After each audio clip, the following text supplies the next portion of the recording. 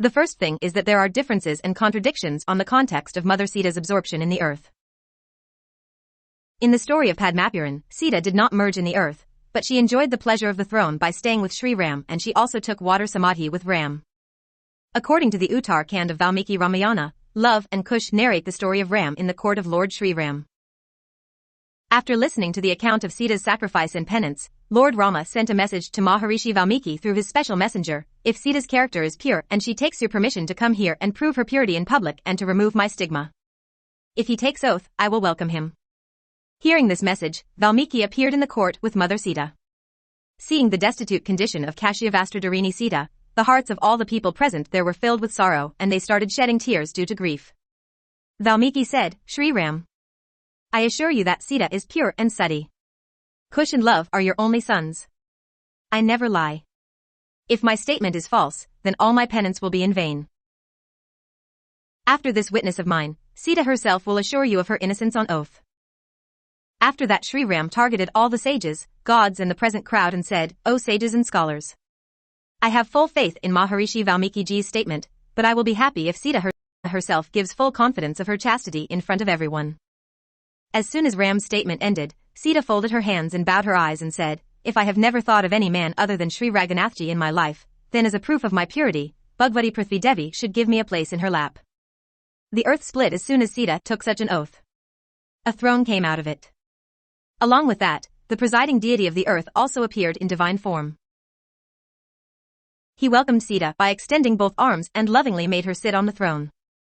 Within no time the throne along with Sita disappeared into the earth.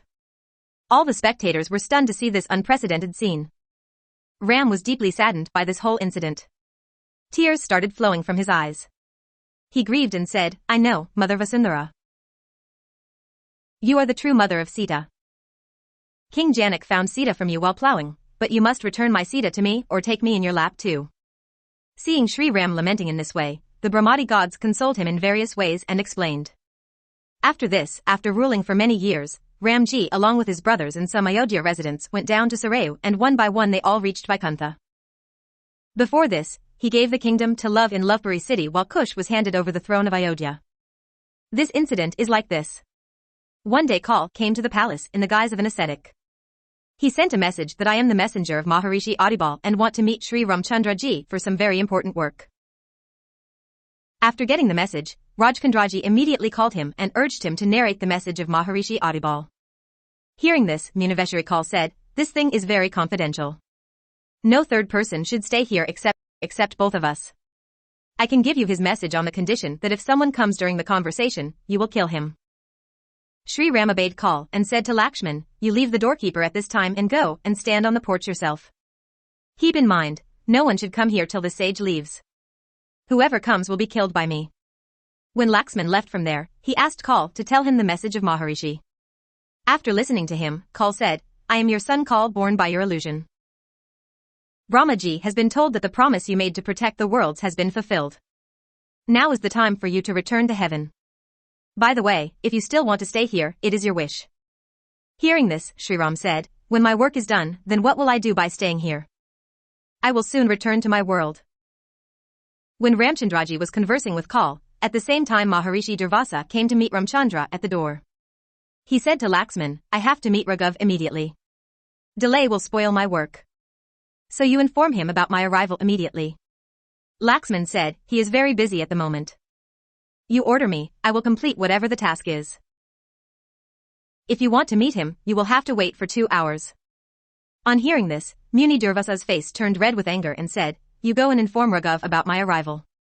If you delay, I will curse the entire Raghukul and Ayodhya to ashes this very moment. After hearing the sage's angry words, Lakshman started thinking, even if I die, Raghukul should not be destroyed.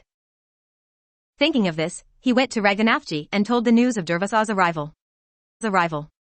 Ramchandraji bid farewell to Kal and reached Maharishi Durvasa. Seeing him, Sage Durvasa said, Raghunandan, after fasting for a long time, I have decided to break my fast today at this very moment.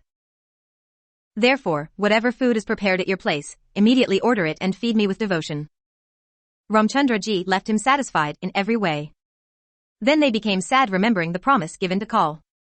Seeing Ram sad, Lakshman said, Lord, this is the speed of time. Don't be sad and fulfill your promise by killing me without worry.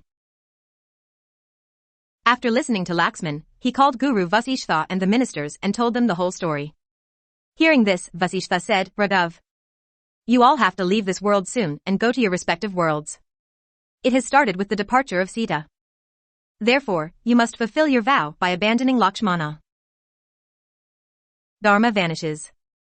Sacrifice of holy men is the same as killing them. Following the advice of Guru Vasishtha, Shri Ram abandoned Lakshman with a sad heart. Walking from there, Laxman came to the banks of Sarayu. Holding the water with folded hands, stopping the vital air, they surrendered their lives. After this, Shri Ram was also eager to take Jal Samadhi and wanted to hand over the kingdom to Bharat, but Bharat refused. Bharat said, I will also go with you. The people also started saying that we all will also go with you. After thinking for a moment, he anointed them by handing over the kingdom of South Kaushal to Kush and the kingdom of North Kaushal to Love. For Kush, on the banks of Vindhyakal, the cities of Kushavati and Shrivasti were built for Lava, and then they were ordered to go to their respective capitals. After this, sending a fast-moving messenger, called Shatrughan from Madhupuri. The messenger also told all the things about Laxman's sacrifice, Love Kush's consecration etc. to Shatrughan.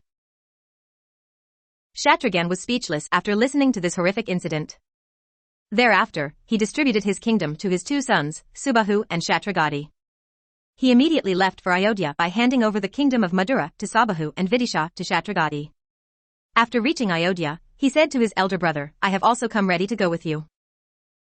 Hearing this, Sugriva, Vibhishan present there also got ready to go to Saryu with the Lord, but Shri Ramchandraji stopped Vibhishan. Vibhishan was ordered to live till the treaty of Kali Yuga. The next day at dawn, Shri Ramchandraji, a devotee of religion, performed all the rituals of great departure with the permission of Guru Vasishtha ji.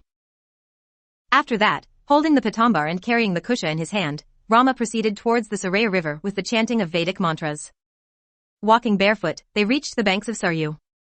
The whole city was behind them. No one was sad in this whole community, but all were happy like small children are happy after getting their desired toy. Shri Ramchandraji entered the Saryu river on foot along with all the brothers and the people who came along with him. All the gods in the sky were singing his praises.